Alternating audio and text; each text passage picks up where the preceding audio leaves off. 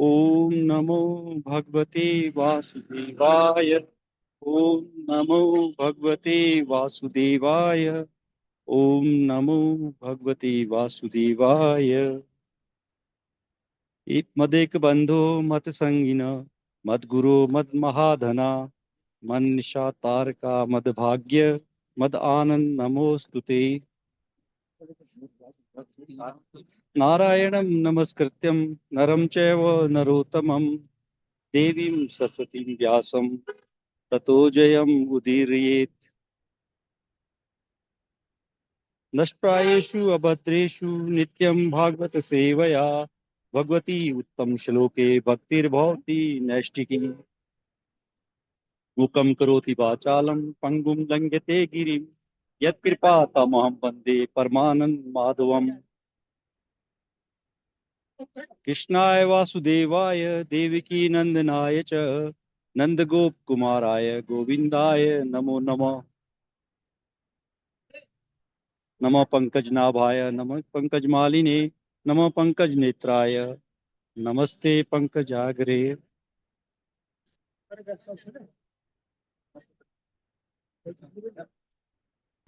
धन्यवाद प्रभु जी। हरे कृष्णा। हरे कृष्णा प्रभु जी। जयप्रकाश प्रभु जी एंड कल्पना माता जी, आपको मैंने को होस्ट बना के बनाया अभी, तो जो भी भक्त आए विद राइट नेम आप उनको एंट्री दे सकते हैं। ओके, तो आज के सत्र में आप सभी का स्वागत है। हम श्रीमद् भागवतम के द्वितीय स्कंद का अध्याय 6 का अध्ययन कर रहे हैं और अभी हम इस अध्याय में हम देख रहे हैं कि नारद मुनि ब्रह्मा जी से पहले कुछ श्लोकों में प्रश्न करते हैं कि सृष्टि की संरचना कैसे हुई है, और उसके बाद में सभी श्लोकों में उन्होंने बताया सृष्टि की संरचना किस तरह से होती है। फिर उन्होंने बताया कि किस तरह से जब सृष्टि की संरचना हो गई तो कैसे आध्यात्मिक जगत और भौतिक जगत भिन्न है, इस पर चर्चा हुई। और कल हमने पढ़ा कि किस तरह से ब्रह्मा जी बताते हैं कि भगवान ही सभी चीजों के कारण है। ये हमने कल इस पर चर्चा की, सभी उनका अनुभव ये कहता है। आज हम पढ़ेंगे, वहां पर ब्रह्मा जी ये कंक्लूड करेंगे कि जो प्रश्न उन्होंने पूछे थे उसको समराइज करते हैं कि मैंने तुम्हारे सभी प्रश्नों को उत्तर दे दिया और कौन पूर्ण कारण है उसके बारे में बताएंगे। फिर ये बताएंगे कि किसी को भी या नारद जी को भी क्यों उनके शब्दों को एक्सेप्ट करना चाहिए। मतलब कोई बोल सकता है ना, अरे ब्रह्मा जी बोल रहे बाकी किसी ने तो नहीं बोला, तो वो ये भी बताएंगे क्यों उनके शब्दों पर विश्वास करना चाहिए हमें। तो ये हम पढ़ेंगे यहाँ पर। और इस अध्याय का अंत होने के लिए ब्रह्मा जी कारण दक्षा विष्णु के बारे में अंत में समराइज करते हुए बताएंगे। तो ये अध्याय 46 श्लोक है इसमें, अभी हम 31 में, तो या तो आज होगा या कल यहाँ आने वाले 1-2 दिन में, अगर भगवान की कृपा रही तो हम 1-2 दिन में या 3 दिन मैक्सिमम इस अध्याय को पूर्ण करना चाहिए, हमें ऐसा लगता है। जो भक्त पढ़ना चाहते हैं वो हमेशा की तरह हैंड रेज रखें।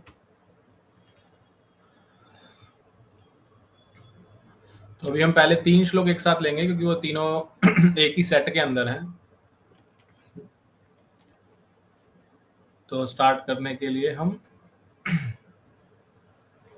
बिमला माता जी आपसे प्रारंभ करते हैं। और मुझे बताइए बिमला माता जी, आपके 2 लॉगिन है, एक ही नाम से 2 लॉगिन है कि आप ही हैं दोनों फोन में या कोई और है आपके नाम से? कल भी 2 थे। हरे कृष्णा बिमला माता जी, आवाज आ रही है आपको? प्रभु जी वो है ना, बेटे ने टैब मंगवा दिया तो टैब में पढ़ रही हूँ मैं। अच्छा। और फोन में वो करके, हाँ तो मुझे कम दिखता है ना फोन में। नहीं, बहुत अच्छी बात है, वेरी गुड। हाँ तो बेटे ने टैब मंगवा दिया, टैब में कर दिया। बहुत अच्छे पुत्र हैं आपके, आपका ध्यान हाँ, रख रहे हैं। प्रभु जी। Very nice. चलिए माता जी पढ़िएगा, मैं स्क्रीन शेयर कर रहा हूँ। ठीक है प्रभु जी।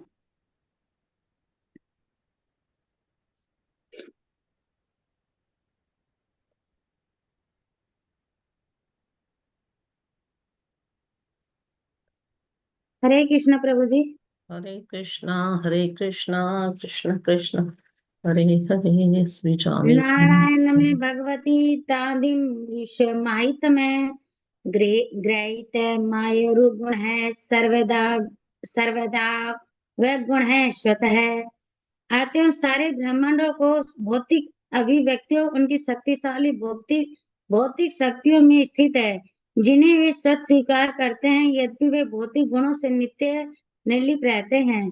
तात्पर्य, इस तरह नारद जी ने ब्रह्मा जी से भौतिक सृष्टि के विषय में जो प्रश्न पूछा था, उसका उत्तर मिल जाता है। भौतिक विज्ञानी जिस रूप में ऊपर से भौतिक क्रियाओं या प्रतिक्रियाओं का अवलोकन कर सकता है, वे वास्तव में सर्जन, पालन तथा संहार के संबंध में अंतिम सत्य नहीं होती है। भौतिक शक्ति भगवान की शक्ति है, जो यथा समय पर सतो, रजो तथा तमो गुणों को स्वीकार करते हुए विष्णु, ब्रह्मा तथा शिव के रूप में प्रदर्शित की जाती है। इस तरह भौतिक शक्ति भगवान के पूर्ण नियंत्रण में कार्य करती है, यद्यपि वे ऐसे भौतिक कार्यकलापों से सदा परे रहने वाले हैं। कोई धनी व्यक्ति एक बड़े मकान का निर्माण अपने संसाधनों के रूप में अपनी शक्ति व्यय करके करता है। इसी प्रकार वह अपने संसाधनों से ही एक बड़े मकान को विनष्ट भी कर देता है, किंतु उसका रख रखाव सदैव उसकी देख रेख में होता है। भगवान धनियों में सबसे धनी है,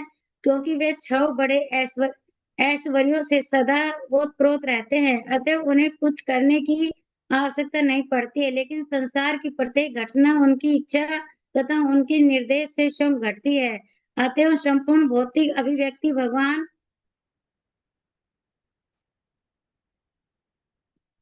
भगवान नारायण में स्थित है। परम सत्य विषयक निशेष धारण ज्ञान के अभाव के कारण वह, और इस तथ्य को ब्रह्मा जी ने स्पष्ट बताया है, क्योंकि वे ब्रह्मांड के कार्यकलापों के स्रष्टा है। ब्रह्मा जी वैदिक वांग में के सर्वोच्च अधिकारी प्रमाण है, अतः इस विषय में उनका कथन परम सूचना के रूप में है।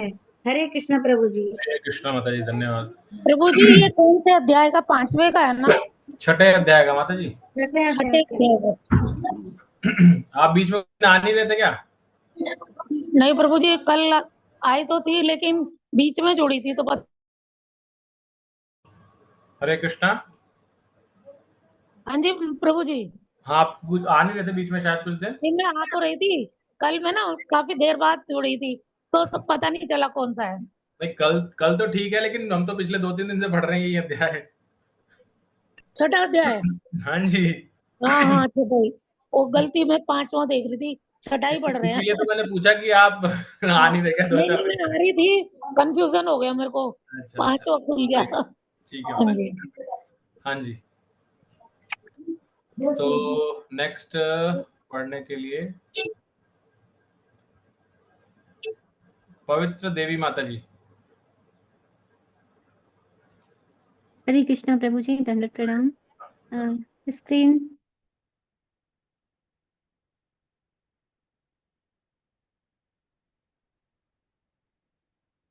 हरे कृष्णा प्रभु जी, स्क्रीन शेयर नहीं हो रहा। सॉरी माता जी, मुझे लगा स्क्रीन शेयर है, मेरा बीच में डिस्कनेक्ट हो गया, इस वजह से स्क्रीन शेयरिंग बंद हो गई। हाँ माता जी। चला गया। सॉरी, फिर से डिस्कनेक्ट हुआ, कुछ तो नेटवर्क का इशू चल रहा है, क्षमा हरे चाहता हूँ। कृष्णा प्रभु जी। हरे कृष्ण माता जी। हाँ पढ़िए।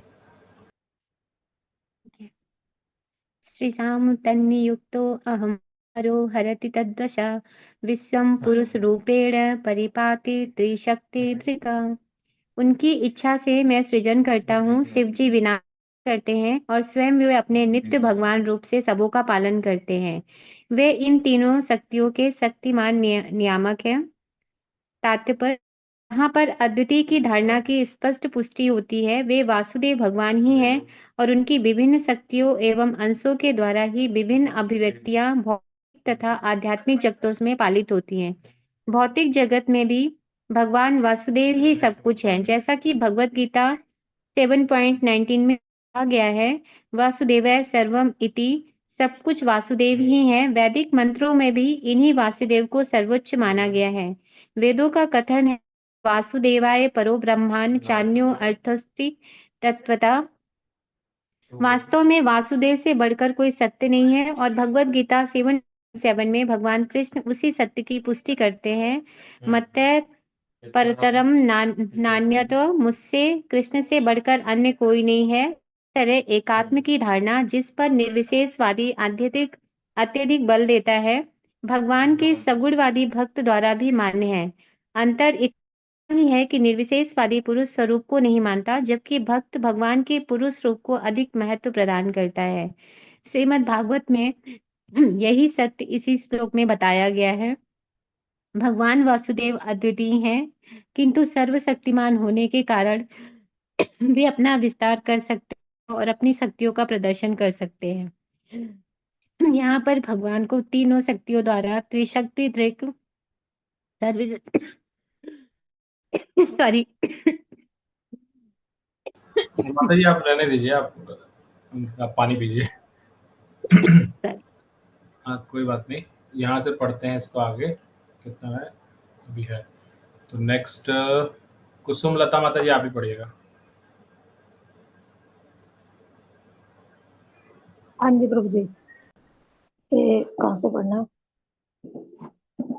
यहाँ से पढ़ना है। यहाँ पर भगवान को तीन शक्तियों द्वारा त्रिशक्ति दृक् सर्वशक्तिमान बताया गया है। अतः उनकी तीन शक्तियां हैं अंतरंगा, तटस्था तथा बहिरंगा। इनमें से बहिरंगा शक्ति सत्व, रजो तथा तमो इन तीन गुणों द्वारा प्रदर्शित होती है।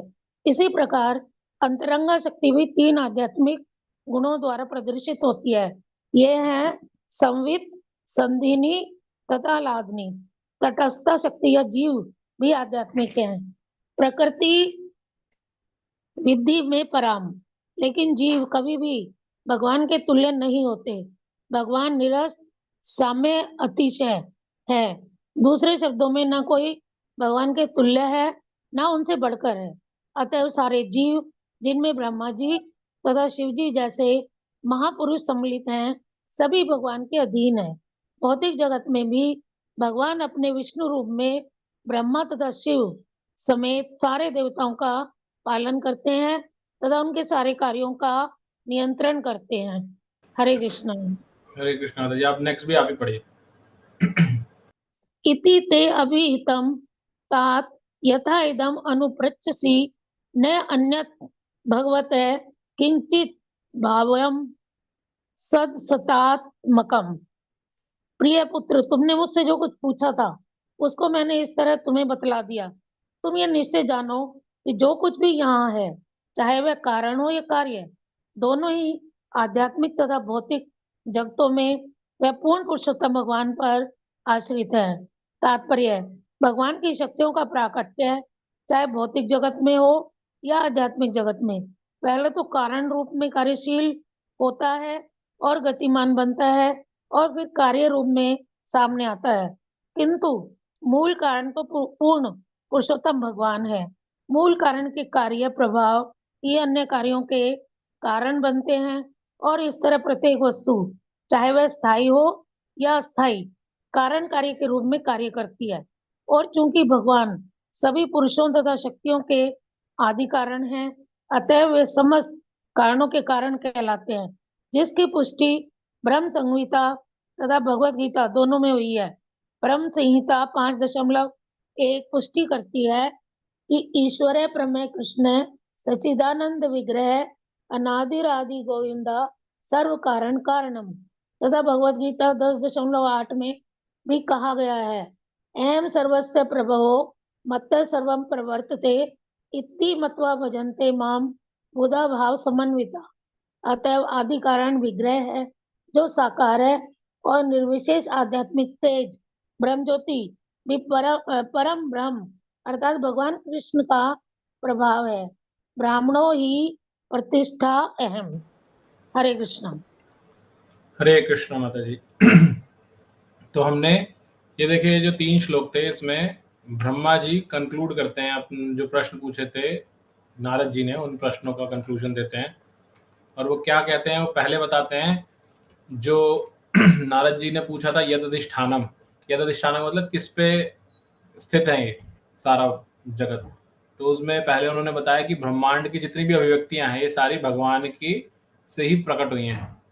लेकिन भगवान से प्रकट होने के बाद भी भगवान इससे जुड़े हुए नहीं है। और इसका एग्जाम्पल देते हुए प्रभुपाद जी एक धनी व्यक्ति का एग्जाम्पल देते हैं।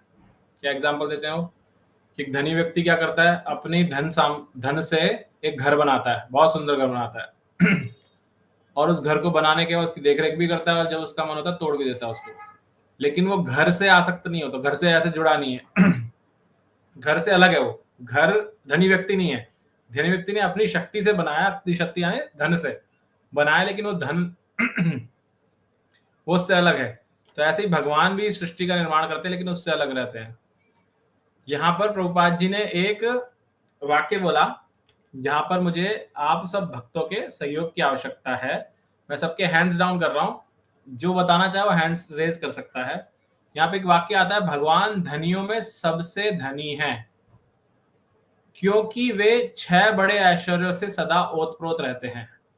तो प्रश्न ये है, ये 6 बड़े ऐश्वर्य कौन से हैं?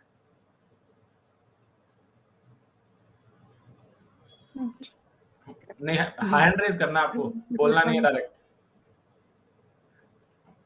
यस भावना माता जी, आप बताइए। हरे कृष्ण प्रभु, धन्यवाद, प्रणाम। हरे कृष्ण माता जी।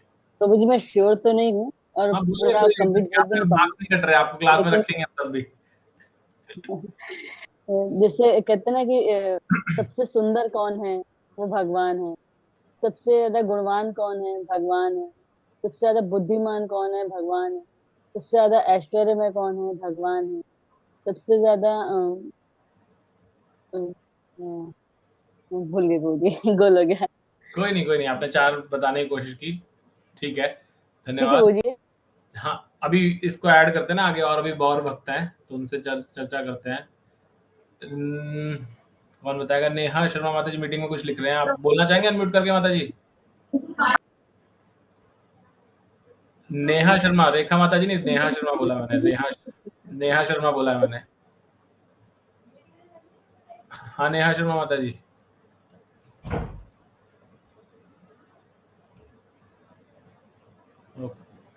आपकी आवाज नहीं आ रही है, अगर आप बोल रहे हैं तो अनम्यूट करना पड़ेगा आपको।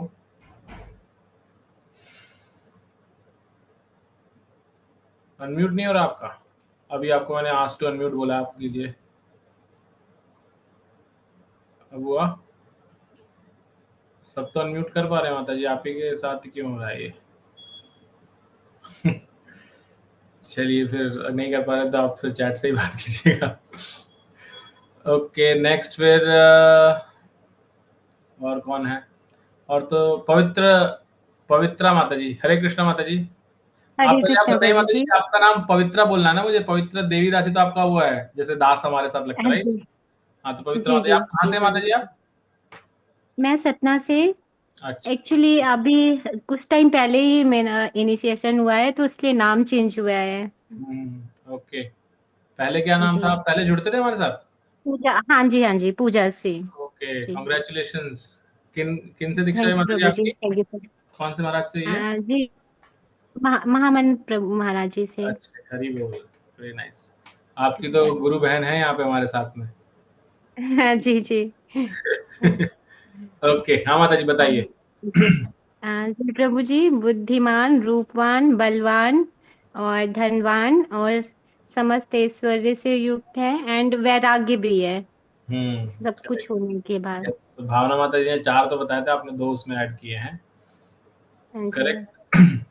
तो धन्यवाद माता जी। यस, कुसुमलता माता जी आप कुछ बोलना चाहते हैं? प्रभु जी एक श्लोक है उसमें इनके 6 ऐश्वर्य बताए हैं। करेक्ट, अभी रुकिए आप। अब मेरा प्रश्न अगला वही था कि वो श्लोक जो किसी को पता है, वो श्लोक किसी को याद है? अगर याद है तो हैंड रेज कीजिएगा, वरना रहने दीजिएगा। एक श्लोक है जिसमें 6 के 6 उनके भगवान के ऐश्वर्य आते हैं। मैं बता रही हूँ प्रभु जी। नहीं, आप ऐसे नहीं बताना ना। तो मुझे पता है आप बता दोगे, इसलिए तो आपको अभी तक बहुत सारे भक्त थे जिन्होंने हैंड रेज कर रखा था, मैंने उनको इसलिए तो मौका नहीं दिया क्योंकि वो पहली बार में बता देते थे, बाकी भक्तों को मौका नहीं मिलता। हरे कृष्ण प्रभु जी। यस माता जी। प्रभु जी, ऐश्वर्य से समग्र से पूरा याद नहीं है, ब्रह्म से ही याद। सही बोल रहे हैं आप। किसने लिखा है ये श्लोक, पता है आपको? हरे कृष्ण प्रभु जी। यस माता जी। प्रभु जी, मेरी बेटी को याद है, वो सुनाना चाहती हाँ है। सुनाइए सुनाइए सुनाइए। हरे कृष्णा। हरे- ऐश्वर्यस्य समृद्धस्य वीर्यस्य यशः शीलः ज्ञान वैराग्य यशैव शरणं भग इति रण। Hare Krishna. Very nice, very good. क्या नाम है बेटा आपका? मेरा प्रभु जी आराध्या।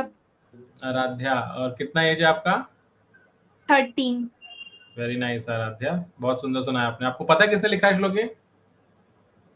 प्रभु जी ये तो याद पराशर नहीं। मुनि हाँ, पराशर मुनि। हाँ, पराशर मुनि। कौन है पराशर मुनि? हम तो जानते हैं पराशर मुनि को, तो कैसे पहचाने पराशर मुनि को? इस पिक्चर में जो दिख रहे हैं उनसे कोई रिलेशन है उनका? मेरे मेरे बैकग्राउंड में जो पीछे पिक्चर दिख रही है उसमें किसी के साथ रिलेशन है पराशर मुनि का? सुखदेव गोस्वामी के साथ है शायद प्रभु जी, आई थिंक। क्या है? सुखदेव गोस्वामी जी के साथ है शायद। नहीं, साथ है लेकिन रिलेशन पूछा मैंने, रिलेशन। सॉरी प्रभु जी, नहीं, क्लियर चलो नहीं है। कोई बात नहीं होता जी, ठीक है। और किसी को पता है? हैंड रेज कीजिए जस्ट। वर्षा माता जी ने हरे एकदम से कृष्ण। किया है हैंड रेज, लेकिन बोलना नहीं, अनम्यूट नहीं करना, हैंड रेज करना है। Hand raise, hand raise, hand raise. Hare Krishna प्रभु आई जी। नो आप में से बहुत लोगों को पता होगा, लेकिन आप हैंड रेज कीजिए बस। यस विनीता माता जी। हरे कृष्ण प्रभु जी। पिता पुत्र का है। किनके साथ है? मेरे पीछे जो पिक्चर दिख रही है उसमें किसके साथ पिता पुत्र का, पराशर मुनि का? सुखदेव स्वामी के पिता। Okay, good try. नजदीक है लेकिन सही नहीं है। अच्छा। और कोई भक्त? ओके। हरे कृष्णा प्रभु जी। हाँ प्रभु जी, रुकिए अभी, रुकिए अच्छा। आप। मैं बोल दूंगा। मैं चाह रहा हूँ नए लोग जो है ना, जो जनरली ना पढ़ते हैं, मतलब हैंड रेज करने के लिए रीड भी नहीं करते, तो अगर उनको थोड़ा बहुत भी आइडिया है तो वो कुछ बोलने का प्रयास करें। और अगेन सही गलत कुछ नहीं है इसमें, but we are just trying. ये श्वेतदीप माता जी। हरे कृष्ण प्रभु जी। प्रभु जी शील व्यासदेव जी के पिता हैं पाराशर मुनि। लेकिन मेरे पीछे जो पिक्चर है उसमें जो दिख रहे हैं उनका क्या रिलेशन है? इसमें सुखदेव गोस्वामी उनके पोते हुए, और परीक्षित महाराज जी हैं सामने। करेक्ट करेक्ट, अभी सही बोला है। तो दादा पोते का रिलेशन है ना, सुखदेव गोस्वामी और पराशर मुनि का। तो इनके दादाजी ने वो श्लोक बोला है। जो हाँ सुखदेव जी। गोस्वामी यहाँ बैठे हैं स्टेज पे, सीट पे, उनके दादाजी ने श्लोक बताया कि भगवान की क्या परिभाषा है, और ये श्लोक हमें वो परिभाषा बताता है। तो अगर हम इस श्लोक को याद करेंगे तो हमें 6 गुण अपने आप पता चल जाएंगे। भगवान के षड ऐश्वर्य जो है वो उससे डायरेक्ट पता चल जाएंगे। और वो कैसे बताया उन्होंने? वो बोलते हैं कि जैसे कोई भी बलवान होता है। बलवान का अर्थ क्या है? जिसके पास बल है। वान यानी कि उसको धारण करने वाला। बल जो धारण करता है वो बलवान। जो गुण को धारण करता है उसको बोलते हैं गुणवान। जो बुद्धि को धारण करता है यानी बुद्धिमान। ऐसे ही बहुत सारे हैं हमारे पास में एग्जांपल इस तरह से। तो ऐसे भगवान यानी कि जो षड ऐश्वर्यों को धारण करता है पूर्ण रूप से, वो होता है भगवान। तो सुखदेव गोस्वामी के दादाजी यानी कि पराशर मुनि ने ये परिभाषा हमें बताई थी। धन्यवाद सभी का। तो आगे बढ़ते हैं हम। तो हमने षड ऐश्वर्य देखा। उसके बाद नेक्स्ट श्लोक में बताते हैं कि जो 3 शक्तियां हैं भगवान से प्रकट हुई हैं, कौन कौन सी? सृजन करने की, विनाश करने की और पालन करने की। तो सृजन स्वयं ब्रह्मा जी को दी वो शक्ति, विनाश करने की शिव जी को दी, और पालन करने की शक्ति स्वयं भगवान ने अपने पास रखी। तो फिर इसी श्लोक के अंदर आया कि वासुदेव ही सब कुछ है। भगवत गीता के श्लोकों का एग्जाम्पल लिया गया, वेदों के एग्जाम्पल लिए गए, एंड अंत में इसमें बताया कि जो भगवान की 3 शक्तियां हैं, त्रिशक्ति दृक् भगवान का नाम बताया। ये उसका अर्थ क्या है? भगवान की 3 शक्तियां, बहिरंगा, अंतरंगा और तटस्था। तो बहिरंगा शक्ति जो है भगवान की, वो 3 गुण प्रदर्शित करती है। तो मेरा प्रश्न अब अगेन आप सबसे है, वो कौन से 3 गुण प्रदर्शित करती है बहिरंगा शक्ति? हैंड रेज करना है आपको, बोलना नहीं है।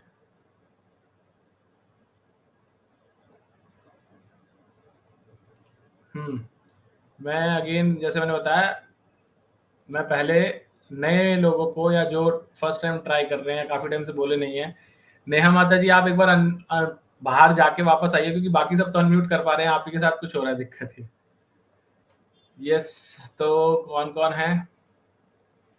मनोज नायक प्रभु जी, यस। हरे कृष्णा, बहुत दिनों बाद आपका मैंने मतलब यहाँ पे देखा आपको। यस, मनोज नायक प्रभु जी अनम्यूट कीजिएगा। हरे कृष्णा प्रभु जी। यस, हरे कृष्णा प्रभु जी, बताइए प्रभु जी। जी वो 3 गुण है, रजगुण, तमगुण और सत्वगुण प्रभु जी। हरी बोल, वेरी नाइस प्रभु जी, थैंक यू प्रभु जी। ओके, नेक्स्ट प्रश्न है, इसी से स्टार्ट होने वाला, वापस सबके हैंड्स डाउन है। भगवान की एक शक्ति होगी बहिरंगा, दूसरी है अंतरंगा। अंतरंगा शक्ति के कौन से 3 गुण हैं? प्रश्न पूरा नहीं हो उससे पहले ही हैंड रेज कर दिया रेखा माता जी ने, लेकिन माता जी अभी मत बोलिएगा आप तो मैं अगेन, मुझे पता आप बता देंगी मैं समझ सकता हूँ आपकी परिस्थिति, क्योंकि मैं भी जब क्लास में पूछते थे तो ऐसे सबसे पहले हैंड रेज करता था, मुझे मौका नहीं मिलता था, लेकिन तो यस विनीता माता जी, आप बताना चाहती हैं? हरे कृष्णा प्रभु जी। यस माता जी। चित्त, माया और जीव शक्ति। क्या क्या दोबारा बोलिए? चित्त, माया और जीव शक्ति। चित्त, माया और जीव शक्ति। हाँ, अच्छा ट्राई है, लेकिन एक्चुअल में हमने कुछ और पढ़ा है, तो धन्यवाद। अभी सही उत्तर आपको मिलेगा अभी जो बताएंगे यहाँ पर और भक्त। और कोई सिर्फ 2 ही हैंड रेज है? जिनके पास में भागवत है वो तो एटलीस्ट देख करके भी पढ़ सकते हैं, हम तो इसी जो भी 3 श्लोक पढ़े उसी में से कर रहे हैं। भक्ति बोल रहे हैं सीमा माता जी। नहीं माता जी, और कुछ है? चलिए कल्पना माता जी, आप बताइए। जी प्रभु जी, संवित शक्ति, संधिनी शक्ति और आह्लादिनी शक्ति। Very nice. अब ये 3 शक्तियां क्या हैं, ये कोई बता सकता है? मैं बताऊं क्या प्रभु जी? आप आप ही बताइए, आप ही बताइए। संवित शक्ति भगवान की सत्य है, और संधिनी चित्त शक्ति है, और आह्लादनी आनंद देने वाली शक्ति है भगवान को। तो सत और चित्त को कैसे समझे?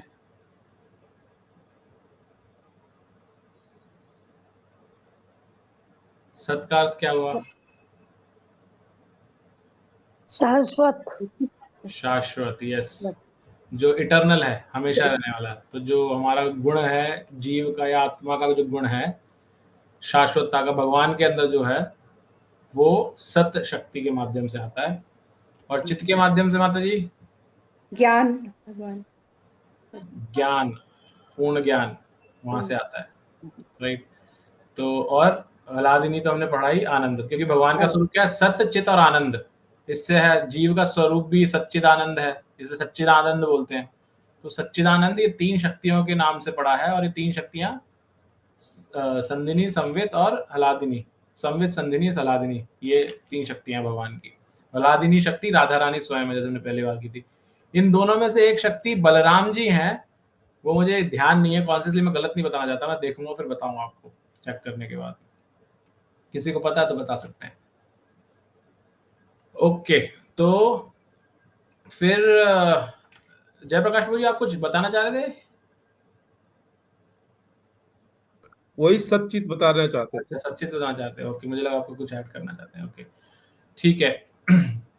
फिर हमने आगे पढ़ा, भगवान को बताया गया, तो ब्रह्मा जी ने नारद जी को बोला कि तुमने जो कुछ मुझसे पूछा था मैंने सब बता दिया, और कंक्लूजन क्या है? कंक्लूजन ये है कि जो कुछ भी हो रहा है इस जगत में, वो सबके कारण सिर्फ और सिर्फ पूर्ण पुरुषोत्तम भगवान है, और वो उन्हीं पे आश्रित है भक्ति हुए। प्रभुपाद जी तात्पर्य बताते हैं, मूल कारण तो पूर्ण पुरुषोत्तम भगवान है, जो कुछ भी इस जगत में हो रहा है। तो इसकी पुष्टि के लिए शास्त्र में क्या श्लोक बताए गए हैं कि भगवान ही मूल कारण है हर चीज के?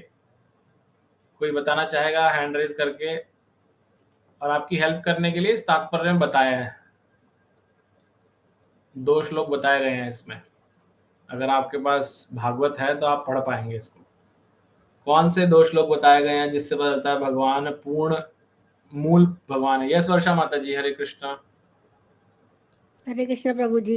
एक ब्रह्म संहिता का है 5.1, ईश्वर परम कृष्ण सच्चिदानंद विग्रह, अनादिर आदिर गोविंदा, सर्व कारण कारणम। यस। और एक है भगवत गीता का 10.8 में कहा गया है, अहम सर्वस्य प्रवतो मत्ता सर्वम प्रवर्तते इति मत्वा भजन्ते माम बुद्धा भाव समन्विताः। करेक्ट, धन्यवाद माता जी, थैंक यू। तो जो 2 श्लोक बोले इसमें, ब्रह्म संहिता का क्या है? ईश्वरा परम कृष्णा। ईश्वर का मतलब क्या होता है? कंट्रोलर, जो सब चीजों को कंट्रोल करता है। परम, तो ईश्वर साधारण तौर पर देवताओं को भी बोला जाता है, खाली ईश्वर जब बोलते हैं, क्योंकि देवता भी कंट्रोल करते हैं। हर किसी के पास अपनी छोटी छोटी कंट्रोलिंग पावर है। जैसे हमारी अपने जगत में रहते हुए छोटी सी कंट्रोलिंग पावर है कि हम जैसे यहाँ पे माउस मूव कर रहे हैं, स्क्रीन मूव कर रहे हैं, ये छोटी सी पावर है। देवताओं की और बड़ी है। लेकिन जो परम ईश्वर है, यानी कि सबसे बड़ा नियंता, सबको जो नियंत्रण कर रहे हैं उन सबको नियंत्रण करने वाला, उसको बोला ईश्वरा परम। तो परम नियंत्रण करने वाले कौन है? ईश्वरा परम कृष्णा, यानी कि परम नियंत्रण करने वाले कौन है? कृष्ण है। और कृष्ण कैसे हैं? उनका स्वरूप क्या है? सच्चिदानंद विग्रह, जो हम अभी चर्चा कर रहे थे, संधिनी संवित और अलादिनी शक्ति सच्चिदानंद, वो यहां पर आता है। ब्रह्मा जी स्वयं कहते हैं ईश्वरा परम कृष्णा सच्चिदानंद विग्रह अनादिर आदिर गोविंद सर्व कारण कारणम। और ये गोविंद जो है, इनका ना कोई अंत है, ना स्टार्टिंग है ना अंत है, और यही सर्व कारण कारणम। सर्व मतलब सारे, कारण मतलब सभी कारणों के कारण है, मतलब मूल कारण भगवान कृष्ण है स्वयं। ये ब्रह्मा जी स्वयं कह रहे हैं श्लोक तो ब्रह्म संहिता में।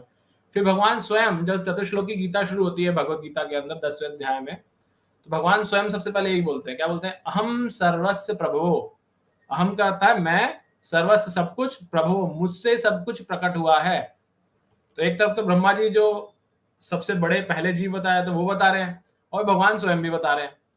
तो इसके बाद हमें डाउट नहीं होना चाहिए कि भगवान ही सब कुछ प्रकट करने वाले हैं, भगवान से सब चीज प्रकट होती है। तो ये हमने इन 3 श्लोकों में पढ़ा। किसी को कुछ ऐड करना है, कोई जिज्ञासा है तो ले सकते हैं, नहीं तो हम आगे बढ़ेंगे फिर नेक्स्ट सेक्शन में, जिसमें 4-5 श्लोक हैं, एक साथ पढ़ेंगे हम इन श्लोकों को। ओके, नहीं है तो आप प्लीज हैंड रेज कीजिए। आप सबके हैंड्स डाउन कर दिए थे मैंने, दोबारा से जो पढ़ना चाहते हैं।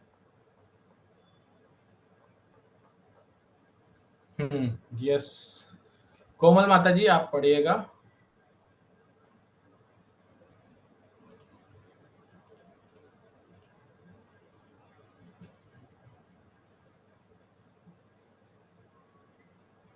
माता जी आप म्यूट है अगर आप पढ़ रहे हैं तो। हरे कृष्णा। हरे कृष्ण प्रभु जी, दंडवत प्रणाम। प्रणाम माता जी, पढ़िए। न भारती मेंगे मृषोपलक्ष्यते, न वै क्वचि न मे मनसो मृषा गतिः, न मे ऋषिकाणि पतन्त्यस्तप्थे, यन मे हृदये कंठयवता द्रुतो हरि। हे नारद, चूंकि मैंने भगवान हरि के चरण कमलों को अत्यंत उत्कंठा के साथ पकड़ रखा है, अतएव मैं जो कुछ कहता हूँ वह कभी असत्य नहीं होता। न तो मेरे मन की प्रगति कभी अवरुद्ध होती है, न ही मेरी इंद्रियां कभी भी पदार्थ की क्षणिक आसक्ति से पतित होती है। नारद को दी गई वैदिक विद्या के प्रथम वक्ता ब्रह्मा जी है, और नारद अपने विभिन्न शिष्यों सहित व्यासदेव तथा अन्यों के द्वारा इस दिव्य ज्ञान को पूरे विश्व में वितरित करने वाले हैं। वैदिक ज्ञान के अनुयायी ब्रह्मा जी के कथनों का अकाट्य सत्य मानते हैं। इस तरह यह दिव्य ज्ञान सारे संसार में सृष्टि के प्रारंभ से अनादि काल से शिष्य परंपरा द्वारा वितरित होता रहा है। ब्रह्मा जी इस भौतिक जगत के पूर्ण मुक्त जीव है, और अध्यात्म ज्ञान की किसी भी निष्ठावान जिज्ञासु को ब्रह्मा जी के वचनों को अच्युत मानना पड़ेगा। वैदिक ज्ञान अच्युत है क्योंकि यह परमेश्वर से सीधे ब्रह्मा के हृदय में जाता है, और चूंकि ब्रह्मा जी सर्वोच्च पूर्ण जीव है, अतः उनके कथन अक्षरशः सत्य होते हैं। ऐसा इसलिए है क्योंकि वे भगवान के परम भक्त है, और उन्होंने भगवान के चरण कमलों को परम सत्य के रूप में उत्कंठा पूर्वक स्वीकार किया है। वे अपने ही द्वारा संकलित ब्रह्मा संहिता में इस सूक्ति को दोहराते हैं, गोविंदमादि पुरुषम तमहम भजामि। मैं आदि भगवान गोविंद का पूजक हूँ। अतएव वे जो कुछ कहते हैं, जो भी सोचते हैं और जो भी करते हैं, उसे सत्य मानकर ग्रहण करना चाहिए, क्योंकि आदि भगवान गोविंद के साथ उनका प्रत्यक्ष एवं अत्यंत घनिष्ठ संबंध है। श्री गोविंद जो अपने भक्तों की प्रेममयी सेवा को प्रसन्नता पूर्वक स्वीकार करते हैं, अपने भक्तों के वचनों तथा कार्यों का प्रतिपालन करते हैं। भगवान भगवत गीता में कहते हैं, कौन्तेय प्रतिजानीहि, हे कुंती पुत्र, तुम यह घोषित कर दो। भगवान अर्जुन से घोषणा करने को कहते हैं, तो क्यों? क्योंकि कभी कभी साक्षात गोविंद की घोषणा संसारी जीवों को विरोधात्मक लग सकती है, किंतु संसारी व्यक्ति कभी भी भगवत भक्त के वचनों में कोई विरोधाभास नहीं पाएगा। भगवान भक्तों की विशेष रूप से इसलिए रक्षा करते हैं जिससे वे अच्युत रहे। अतः वह भक्ति योग उस भक्त की सेवा से प्रारंभ होता है जो शिष्य परंपरा में होता है। भक्तगण सदैव मुक्त है, किंतु इसका अर्थ यह नहीं होता कि वे निर्विशेष है। भगवान शाश्वत पुरुष है और भगवत भक्त भी शाश्वत पुरुष है, जो कि मुक्त अवस्था में भी भक्त की इंद्रिया रहती है, अतएव वह सदैव पुरुष रहता है। चूंकि भक्त की सेवा भगवान द्वारा पूर्ण आदान प्रदान के रूप में स्वीकार की जाती है, अतएव भगवान भी अपने पूर्ण आध्यात्मिक शरीर में पुरुष है। भक्त की इंद्रिया भगवान की सेवा में लगी रहने के कारण मिथ्या भौतिक भोग के आकर्षण द्वारा विपत नहीं होती। भक्त की योजनाएं कभी व्यर्थ नहीं हो जाती। इसका कारण है भक्त की भगवान की सेवा में श्रद्धा पूर्ण आसक्ति। सिद्धि तथा मुक्ति की यही मानदंड है। ब्रह्मा जी से लेकर मनुष्य तक सारे जीव तुरंत ही मुक्ति के पथ पर अग्रसर होते हैं, यदि उनकी आसक्ति आदि भगवान श्री कृष्ण में अपार निष्ठा के साथ होती है। भगवान भगवत गीता में इसकी हरे कृष्ण माता जी, रुकिएगा। हाँ, हरे कृष्ण प्रभु जी। हरे कृष्ण, धन्यवाद माता जी। नेक्स्ट रुक्मणी शुक्ला माता जी, आप पढ़िएगा। हरे कृष्णा प्रभु जी। यहाँ से पढ़िएगा भगवान से। भगवान भगवत गीता 14.26 में इनकी पुष्टि करते हैं। माच योग्या भिचोरण भक्ति योगेन सेवते सगुणान समीतेतान ब्रह्माभ्याम कल्पते। अतएव जो कोई हृदय से अपना आत्मा से दिव्य इधर गया बाबा, हाँ, आत्मा से दिव्य प्रेमा भक्ति के माध्यम से भगवान के घनिष्ठ संपर्क में आने का इच्छुक है, उनके वचन तथा कर्म सदैव अच्युत होते होंगे। इसका कारण यह है कि परमेश्वर परम सत्य है तथा जो भी वस्तु सच्ची निष्ठा से परम सत्य से जोड़ दी जाती है वह उसी दिव्य गुण को प्राप्त कर लेती है। इनके विपरीत भौतिक विज्ञान तथा ज्ञान पर आधारित कितना ही मानसिक चिंतन क्यों थोड़ा आगे हाँ न हो वह परम सत्य के प्रामाणिक संसर्ग के बिना सांसारिक असत्य होने से असफल होता है, केवल इसलिए कि उनका संसर्ग परम सत्य के कारण नहीं होता। ऐसे ईश्वर विहीन अश्रद्धा पूर्वक वचन तथा कर्म भौतिक दृष्टि से कितने ही समृद्ध क्यों न हो, विश्वास के योग्य नहीं होते। इस महत्वपूर्ण श्लोक का यही तात्पर्य है कि भक्ति का एक कण भी अश्रद्धा के कई टन से अधिक मूल्यवान है। हरे कृष्णा माता जी, धन्यवाद। हरे कृष्णा प्रभु जी। नेक्स्ट श्लोक पढ़ते हैं हम। शिल्पा हिसारिया माता जी। हरे कृष्णा प्रभु जी, धन्यवाद, प्रणाम। अहम सामान्यायनमया तपमया प्रजापतीनाम अभिवंदिता पति आस्थाय योगम निपुनाम समाहिता तम न अध्यक्षगच्छम यत आत्मसंभव। यद्यपि मैं वैदिक ज्ञान की शिष्य परंपरा में दक्ष महान ब्रह्मा के रूप में विख्यात हूँ, और यद्यपि मैंने सारी तपस्याएं की है, और यद्यपि मैं योग शक्ति एवं आत्म साक्षात्कार में पटु हूँ, और मुझे सादर प्रणाम करने वाले जीवों के महान प्रजापति मुझे इसी रूप में मानते हैं, तो भी मैं उन भगवान को नहीं समझ सकता जो मेरे जन्म के मूल उद्गम है। तात्पर्य, इस ब्रह्मांड में समस्त जीवों में श्रेष्ठ ब्रह्मा जी स्वीकार कर रहे हैं कि वे वैदिक ज्ञान में अपने पांडित्य, अपनी तपस्या, योग शक्ति तथा आत्म साक्षात्कार के बावजूद एवं जीवों के पुरखों महान प्रजापतियों द्वारा पूजित होने पर भी परमेश्वर को जान पाने में अक्षम है। अतएव परमेश्वर को जानने के लिए इतनी योग्यताएं पर्याप्त नहीं है। ब्रह्मा जी भगवान को थोड़ा थोड़ा तब समझ पाए जब वे अपने हृदय की उत्कंठा से उनकी सेवा करने का प्रयत्न कर रहे थे, जो भक्ति योग है। अतएव भगवान की सेवा की निष्ठापूर्ण उत्कंठा द्वारा ही जाना जा सकते हैं, वैज्ञानिक या ज्ञानी होने या योग शक्ति की प्राप्ति की भौतिक योग्यता द्वारा नहीं। इस तथ्य की पुष्टि भगवत गीता में स्पष्ट रूप से हुई है। ब्रह्म भूतो प्रसन्नात्मा च सोचति न काश्चति सम सर्वेषु भूतेषु मद भक्तिम लभते पराम भक्तया माम बीजान्ति यावान्यास्मि तत्वता ततो माम तत्वतो ज्ञात्वा विशते तदनन्तरम्। वैदिक ज्ञान, तपस्या आदि उपयुक्त उच्च योग्यताओं को प्राप्त करके भक्ति मार्ग में केवल आत्म साक्षात्कार सहायक बन सकता है, किंतु भक्तिमय सेवा के अभाव में मनुष्य अपूर्ण बना रहता है, क्योंकि उस आत्म साक्षात्कार की स्थिति में भी वह परमेश्वर को ठीक से नहीं जान पाता। आत्म साक्षात्कार द्वारा मनुष्य भक्त बनने का पात्र हो जाता है और भक्त सेवा भाव में भक्त्या ही क्रमशः भगवान को जान सकता है, किंतु विस्ते में प्रवेश करता है का यह गलत आशय नहीं लेना चाहिए कि इससे परमेश्वर के अस्तित्व में लीन होने का निर्देश मिलता है। इस भौतिक जगत में भी मनुष्य भगवान के अस्तित्व में लीन हो सकता है। कोई भी भौतिकवादी आत्मा को पदार्थ से विलग नहीं कर सकता। जिस प्रकार कोई अबूझ व्यक्ति दूध से मक्खन विलग नहीं कर सकता, क्योंकि आत्मा भगवान की बहिरंगा शक्ति में लीन रहता है। भक्ति से इस विश्ते का अर्थ है साक्षात भगवान का सानिध्य करने में समर्थ होना। भक्ति का अर्थ है भव बंधन से मुक्त होना और भगवान की तरह बनकर उनके धाम में प्रवेश करना। भक्ति योग या भक्तों का लक्ष्य अपनी सत्ता खोना नहीं है। मुक्ति के 5 प्रकार है, जिनमें सायुज्य भक्ति भगवान के अस्तित्व या शरीर में लीन होना है। मुक्ति के अन्य प्रकारों में सूक्ष्म आत्मा की सत्ता बनी रहती है और वह भगवान की दिव्य प्रेमा भक्ति में लगी रहती है। भगवत गीता के श्लोकों में विष्टे शब्द उन भक्तों के लिए आया है जो किसी प्रकार की मुक्ति के लिए इच्छुक नहीं रहते। भक्तगण अपनी स्थिति की परवाह न करते हुए भगवान की सेवा में संलग्न रहने मात्र में तुष्ट रहते हैं।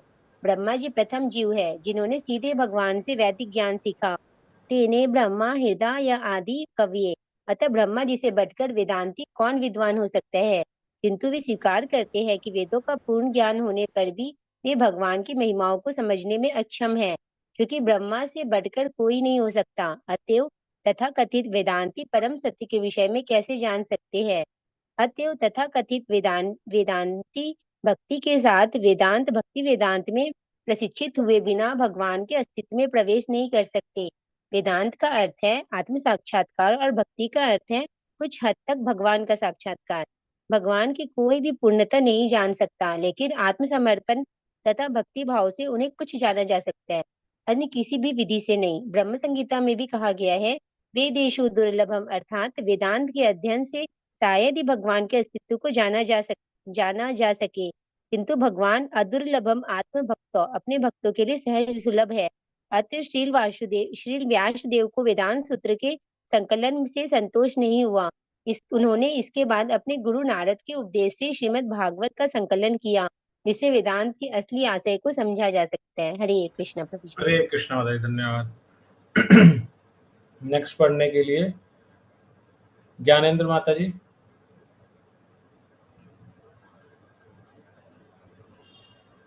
हरे कृष्णा प्रभु जी। हरे हरे कृष्णा दादा सभी को। श्लोक नंबर 36। न तोऽस्म्यं तच्चरणं सनीयुषां भवच्छेदं स्वस्तनयं सुमङ्गलम् यो यात्मा माया विभुवं निस्मपर्यगात् यथा नभः स्वान्तं परे कुतः। अनुवाद है, अतः मेरे लिए श्रेयस्कर होगा कि मैं उनके चरण में आत्मसमर्पण कर दूं, क्योंकि केवल वे ही मनुष्य को जन्म मृत्यु के चक्र से उबार सकते हैं। ऐसा आत्मसमर्पण सर्वथा कल्याणप्रद है और इससे समस्त सुख की अनुभूति होती है।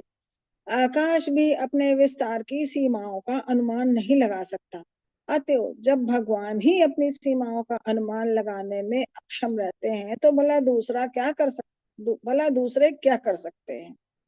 तात्पर्य, सभी जीवों में सर्वाधिक विद्वान, सर्वोच्च यज्ञकर्ता, सर्वोच्च तपस्वी तथा सर्वोच्च स्वरूप सिद्ध योगी ब्रह्मा जी हमें समस्त जीवों के सर्वोपरि गुरु के रूप में उपदेश देते हैं कि सारी सफलता प्राप्त करने के लिए, यहाँ तक कि भगवान भौतिक जीवन के कष्टों से मुक्ति पाने तथा सर्वथा कल्याण में आध्यात्मिक जीवन के लिए हमें भगवान के चरण कमलों में आत्मसमर्पण करना चाहिए।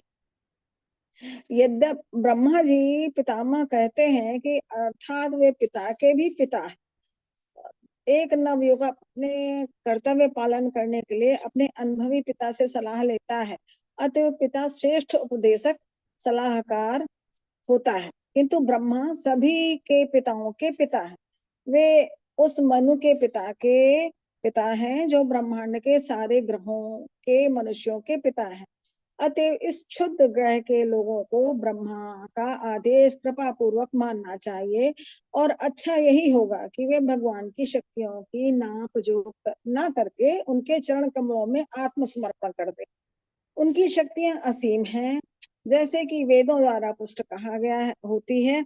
परास्य शक्ति विवर्धैव श्रूयते स्वभावकी ज्ञान बल क्रिया च श्वेतस्तर उपनिषद 6.8। वे सबों से महान हैं और अन्य सब यहाँ तक कि समस्त जीवों में श्रेष्ठ ब्रह्मा जी भी स्वीकार करते हैं कि हमारे लिए सर्वोत्तम यही होगा कि हम उनकी शरण ग्रहण की जाए। अतएव जो कम बुद्धि वाले हैं वे ही अपने को सर्वे सर्वा होने का दावा करते हैं, लेकिन उनकी पहुंच कितनी है?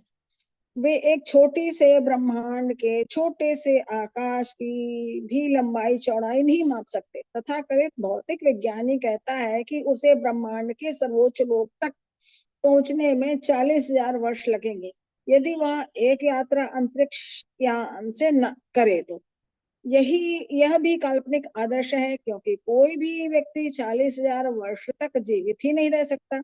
इसके अतिरिक्त जब अंतरिक्ष यात्री वापस लौटेगा तो जैसा कि आज के मोहग्रस्त विज्ञानियों का फैशन बन चुका है, सर्वश्रेष्ठ अंतरिक्ष यात्री के रूप में उसका स्वागत करने के लिए कोई नहीं होगा। एक विज्ञानी जो ईश्वर के विश्वास नहीं करता था, वह अपने भौतिक जीवन की योजनाएं बनाने के लिए अत्यंत उत्सुक था। अतः उसने जीवित व्यक्तियों को बचाने के लिए एक बहुत बड़ा अस्पताल खोला, किंतु अस्पताल खोलने के 6 मास के भीतर ही वह स्वयं मर गया। अतएव मनुष्य को चाहिए कि 84 लाख योनियों में शरीर के बार बार बदलने के बाद प्राप्त हुए अपने उस मनुष्य जीवन को आर्थिक उन्नति तथा वैज्ञानिक ज्ञान के विकास के नाम पर कृत्रिम आवश्यकताएं बढ़ाकर मनगढ़ंत भौतिक जीवन सुख के हेतु व्यर्थ न गवाए। प्रत्युत जीवन के समस्त दुखों को हल करने के लिए भगवान के चरणों की शरण ग्रहण करें। भगवद गीता में भगवान कृष्ण का यही आदेश है और भगवान श्रीमद् भागवत में समस्त जीवों के सर्वोपरि पिता ब्रह्मा जी भी यही आदेश देते हैं। हरे कृष्णा माता जी। भगवद गीता। हरे कृष्ण प्रभु जी। धन्यवाद प्रभु जी। भावना माता जी आप पढ़िएगा। हरे कृष्ण भाई, दोनों प्रणाम। हाँ जी पढ़िए। जो व्यक्ति भगवत गीता तथा श्रीमद् भागवत इन दोनों द्वारा संस्तुत आत्मसमर्पण शरणागति की इस विधि से इनकार करता है और इस तरह वह समस्त वेद शास्त्रों को नकारता है, तो उसे प्रकृति के नियमों के समक्ष आत्मसमर्पण के लिए बाध्य होना पड़ता है। अपनी स्वाभाविक स्थिति के अनुसार जीव स्वतंत्र नहीं है, उसे या तो भगवान को या प्रकृति को आत्मसमर्पण करना पड़ेगा। प्रकृति भी भगवान से स्वतंत्र नहीं है, क्योंकि स्वयं भगवान ने प्रकृति को मम माया अर्थात मेरी माया भगवद गीता 7.14 में तथा में भिन्न प्रकृति रसता भगवद गीता 7.4 अर्थात 8 विभागों वाली भगवद गीता 9.10 दावा किया है। मयाध्यक्षेण प्रकृति सुयस्ते सचराचरम मेरी अध्यात्म अध्यक्षता में यह प्रकृति कार्य करती है और इस तरह सारी वस्तुएं गतिशील हैं।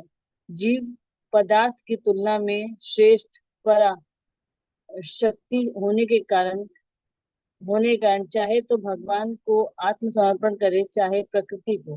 भगवान को आत्मसमर्पण करने पर मनुष्य सुखी तथा मुक्त बन जाता है, किंतु प्रकृति को आत्मसमर्पण करने पर जीव दुख ही दुख उठाता है।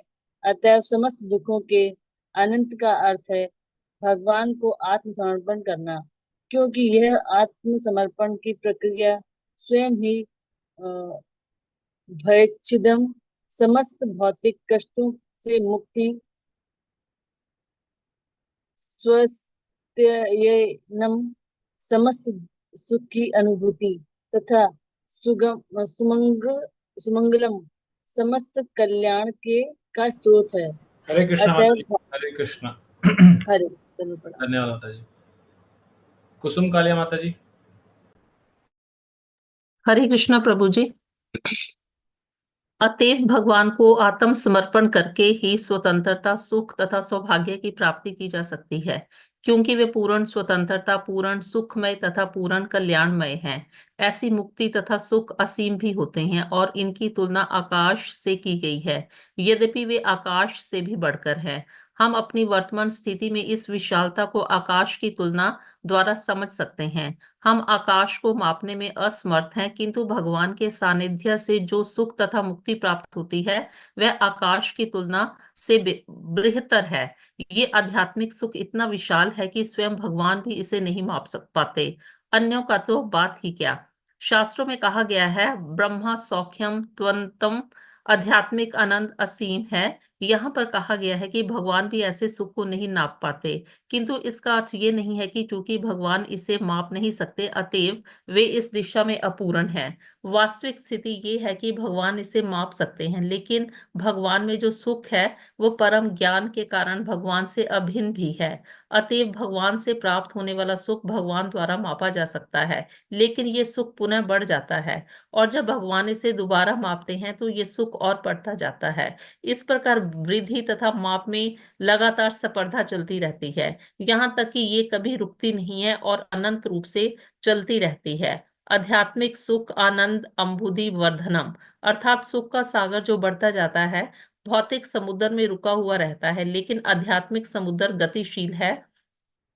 कविराज गोस्वामी ने चैतन्य चरितमृत आदि लीला चतुर्थ अध्याय में भगवान कृष्ण के आह्लादनी शक्ति श्रीमती राधा रानी के दिव्य शरीर में इस आध्यात्मिक सुख के सिंधु की गतिशील वृद्धि का सुंदर वर्णन किया है। हरे कृष्णा प्रभु जी।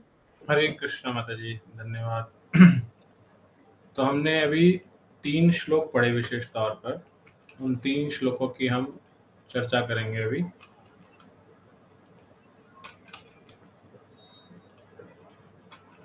तो हमने जो अभी पढ़े 3 श्लोक, उनमें आया कि किस तरह से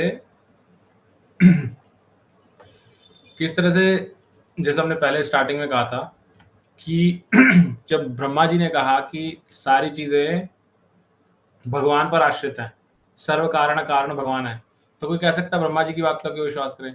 तो ब्रह्मा जी इसी को बताते हुए ये श्लोक बोल रहे हैं जो हमने भी पढ़े। तो ब्रह्मा जी कहते हैं मैं जो कुछ कह रहा हूँ वो सत्य है, वो असत्य नहीं हो सकता। क्यों नहीं हो सकता?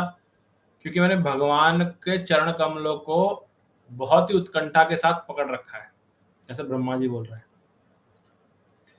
तो फिर तो इस चीज को तात्पर्य में समझाते प्रभुपाद जी कहते हैं कि यह दिव्य ज्ञान जितना भी है जगत के अंदर, ये सब गुरु शिष्य परंपरा के द्वारा ही समझा जा सकता है। और हमारी परंपरा या देखा जाए तो ब्रह्मा जी सर्वोपरि हैं। तो ब्रह्मा जी से गुरु शिष्य प्रमाणिक गुरु शिष्य परंपरा के द्वारा ये ज्ञान आ रहा है, जो अभी हमें यहाँ सुखदेव गोस्वामी मेरे भागवत के अंदर बता रहे हैं, और फिर वही सूत गोस्वामी शौनकादि ऋषि को बता रहे हैं, और ऐसे परंपरा से आते हुए प्रभुपाद जी ने ये ग्रंथ का तात्पर्य लिखा। तो ये सब प्रमाणिक है, तो इसलिए प्रमाणिक होने की वजह से ये सत्य, हम इसको एज इट इज स्वीकार करना चाहिए। और दूसरा ये बताया कि जो भगवान का भक्त होता है उसकी बात अच्युत होती है। क्यों होती है? क्योंकि सीधे वो भगवान से कनेक्टेड है। क्योंकि भगवान अच्युत हैं तो भगवान से कनेक्टेड होने से उसके वाक्य भी अच्युत हो जाते हैं। जैसे भगवान स्वयं भगवत गीता बताते हैं, कौनते प्रति जाने ही न में भक्त प्रणश्यति, कि मेरे भक्त का कभी विनाश नहीं होता, जाके घोषणा कर दो। क्यों घोषणा के लिए बोला? क्योंकि प्रभुपाद जी तात्पर्य बताते हैं कि भगवान की भाषा पे कोई कई बार बोल सकता है कि भगवान तो पलट जाते हैं अपनी बात से, कितनी जगह ऐसा किया है, लेकिन भगवान के भक्त का वाक्य भगवान कभी भी खराब नहीं होने देते। ये हमने चाहे भीष्मदेव हो, चाहे अर्जुन हो, चाहे नारद जी हो, जहां जहां भी भगवान के भक्तों ने कुछ वचन बोले हैं, even Brahma ji for that matter, भगवान ने हमेशा उन वचनों को ज्यादा बढ़ावा दिया है। तो ये समझाते हुए फिर हमें बताया कि किस तरह से ब्रह्मा जी कहते हैं कि मैंने इस जगत की रचना की है, मैं ही सबसे बड़ा सारी योग शक्ति तपस्या करने में सबसे ज्यादा पटु हूं, मैंने सब कुछ कर रखा है, मैं ही प्रजापति हूं, लेकिन ये सब होने के बावजूद भी मैं भगवान को नहीं समझ सकता। वो ऐसे बोलते हैं। तो और ये भी बताते हैं कि क्यों, और कौन है भगवान? जो मेरे ही जन्म के उद्गम है, मैं उन्हीं से प्रकट हुआ, लेकिन मैं ही नहीं समझ सकता। तो प्रभुपाद जी बोलते हैं ब्रह्मा जी जो इस पूरे जगत के सबसे बड़े हैं वो ही नहीं समझ सकते, तो हम तो कौन क्या ही हैं, हम तो बहुत ही नगण्य हैं इसमें। लेकिन ब्रह्मा जी ने भी जो थोड़ा बहुत समझा, उस थोड़ा बहुत समझने के पीछे क्या कारण है? क्योंकि उन्होंने भगवान की उत्कंठा के साथ सेवा की, तब वो थोड़ी बहुत समझ में आते। उत्कंठा से सेवा करने का अर्थ क्या है? भक्ति। भक्ति में सेवा करना ही होता है, भगवान की सेवा करना, भगवान को प्रसन्न करने के लिए कार्य करना। तो उससे हम जो भी हमारे अंदर अपूर्णता होती है वो पूर्ण हो जाती है जब हम भक्ति करते हैं इस तरह से। तो फिर हम देखते हैं, ये बताया गया कि आगे की ब्रह्मा जी से बढ़कर तो कोई है ही नहीं, और जब ब्रह्मा जी से बढ़कर कोई नहीं है तो फिर उनसे ज्यादा वेदांती कोई नहीं है, वेद को जानने वाला कोई नहीं है। और इसका दूसरा एग्जाम्पल क्या दिया गया कि ये जो ग्रंथ है, जो व्यासदेव हैं, व्यासदेव ने सारे वेद लिखे।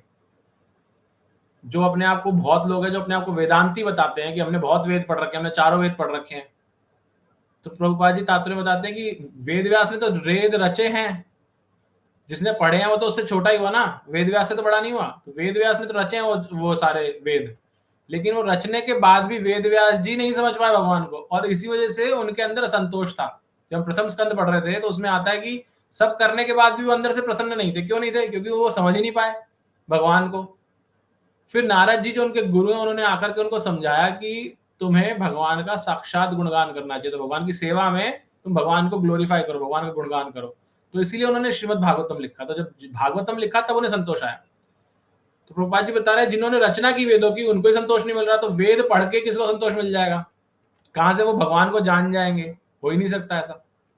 तो समझाया। और अभी लास्ट श्लोक में हमने पढ़ा कि भगवान का जो गुणगान है वो इतना विशाल है, इतना विशाल है कि भगवान ही अपनी उनकी सीमा को नहीं समझ सकते, उसकी अक्षमता को, तो दूसरा तो क्या ही समझेगा। लेकिन ये गुणगान क्या है? गुणगान और भगवान से प्राप्त होने वाला सुख। कब प्राप्त होता है भगवान से प्राप्त सुख? जब हम भगवान को समर्पण करते हैं, जब हम भगवान को आत्मसमर्पण कर देते हैं, तब हमें जो सुख की अनुभूति होती है वो अनंत है, उसकी कोई लिमिट नहीं है, उस सुख को कोई नहीं समझ पाता। तो इवन ये बताया गया। तो ये आत्मसमर्पण के लिए 36 श्लोक में ब्रह्मा जी ने कहा। तो प्रभुपाद जी अगेन वापस से लॉजिकली कनेक्ट करते हैं। प्रभुपाद जी बोलते हैं कि एक घर में एक बच्चा बड़ा होता है, तो जब बड़ा होता है वो क्या करता है? क्योंकि बड़ा हो रहा है, अभी तो जोश तो है उसके अंदर लेकिन अनुभव नहीं है, तो अपने माता पिता से, स्पेशली पिता से चर्चा करता है कि मैं ये करना चाह रहा हूँ, मैं बिजनेस शुरू करना चाहता हूँ, मेरे को ये नौकरी की ऑप्शन मिल रही है, कौन सी नौकरी लूँ, मैं सोच रहा हूँ वहां सेटल हो जाऊं, यहाँ घर बनाना चाह रहा हूँ, मैं सोच रहा हूँ ये घर खरीद लूँ, ये गाड़ी खरीद लूँ।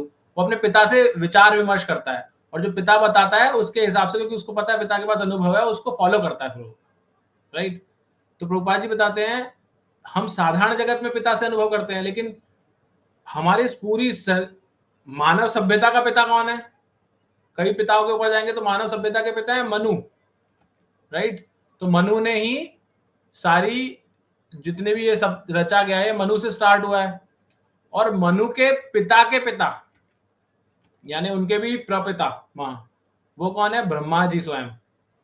तो जो पूरी सृष्टि के रचना करते हैं, हमारे मानव सभ्यता के पिता के भी पिता हैं, वो इतने बड़े पिता हमें बोल रहे हैं कि भगवान को शरणागत करने से ही हमें ऐसा सुख प्राप्त होगा जो कभी अनएंडिंग है, जिसका कोई अंत नहीं होगा। तो हमें माननी चाहिए, नहीं माननी चाहिए बात?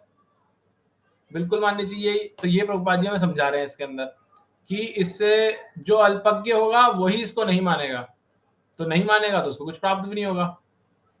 तो एक छोटा सा एग्जांपल देते प्रभुपाद जी कि अगर एक विज्ञानी था, उसको भगवान में विश्वास नहीं था, तो उसने सोचा कि मैं साधारण तौर पे देखते ना कि बहुत लोग हैं भगवान में विश्वास नहीं करते, लेकिन सोचते हैं कि मैं फिलैंथ्रोपिस्ट हूँ।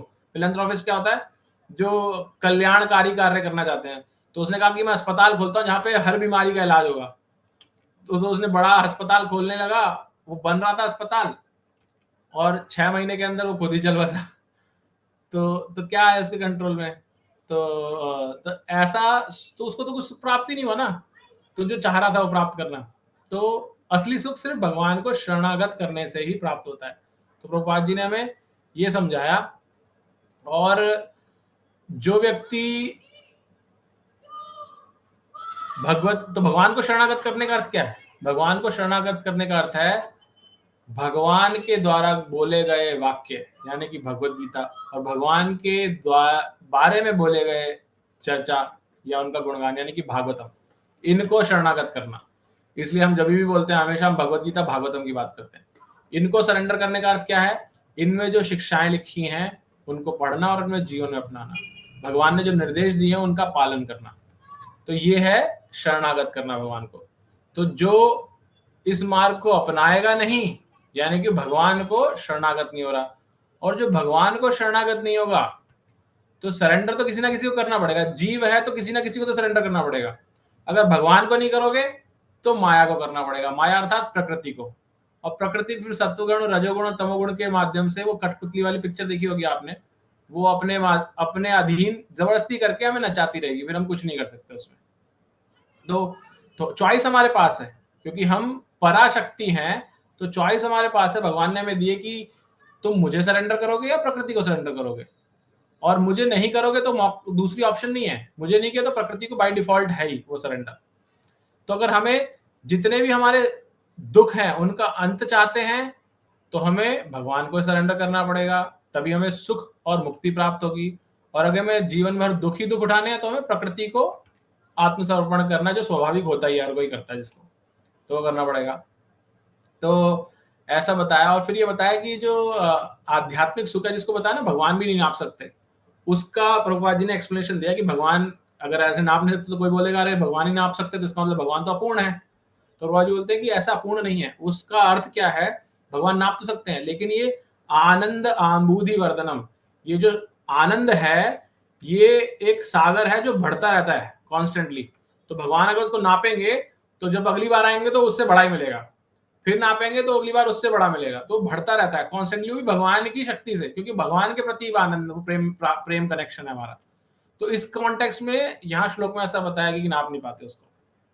तो ऐसा हमने यहाँ पर पढ़ा इन तीनों श्लोकों के अंदर। किसी कुछ ऐड करना है, कोई जिज्ञासा? क्षमा चाहता हूँ 10 मिनट लेट हो गया हमारी क्लास।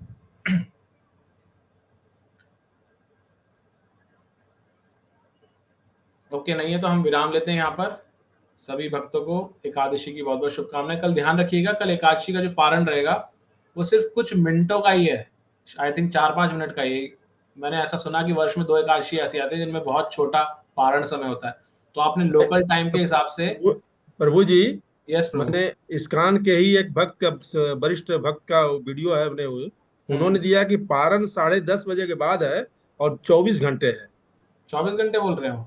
हाँ, जी प्रभु जी, हमारे यहाँ पे 24 घंटे का 10:30 बजे के बाद है। ओके, पता नहीं। हमारे मंदिर में आज सुबह जो घोषणा हुई थी उसमें बोला था कि 5 मिनट का ही है, तो मैंने इसलिए आपको बताया। पहले वृंदावन में प्रभु जी पूरे 10:26 से स्टार्ट है और लंबा है 24 घंटे का, तभी भी पारण कर सकते हैं। ओके, हरे ठीक कृष्णा है, प्रभु अच्छी जी। बात है। यस, हरे हमारे कृष्णा। यहाँ 1 मिनट बताया। हाँ, 1 मिनट। हाँ, तो जो आपके यहाँ लोकल टेम्पल जैसा बता रहा है उसको फॉलो कीजिए, दैट्स बेस्ट। क्योंकि ये सूर्य की गणना से या उसकी पोजीशन से होता है सब चीजें, तो आप उसको फॉलो कीजिए। ये नहीं बोलना कि गुड़गांव में तो ये बोला था, फरीदाबाद में तो ये बोला था। आपके यहाँ जो बताया उसको फॉलो कीजिए। हमारे यहाँ बताया वो 4-5 मिनट का है, तो हम उस हिसाब से फॉलो करेंगे। ठीक है, तो आइए हरे कृष्ण महामंत्र और वैष्णव प्रणाम मंत्र बोल के कक्षा को विराम देते हैं आज के लिए। हरे कृष्णा कृष्णा कृष्णा हरे हरे, हरे राम हरे राम राम राम हरे हरे। वाञ्छा कल्पतरुभ्यश्च कृपा सिन्धुभ्येव च पतितानां पावनेभ्यो वैष्णवेभ्यो नमः। अनंत कोटि वैष्णव वृंद की जय। श्री प्रभुपाद की जय। श्री राधा माधव की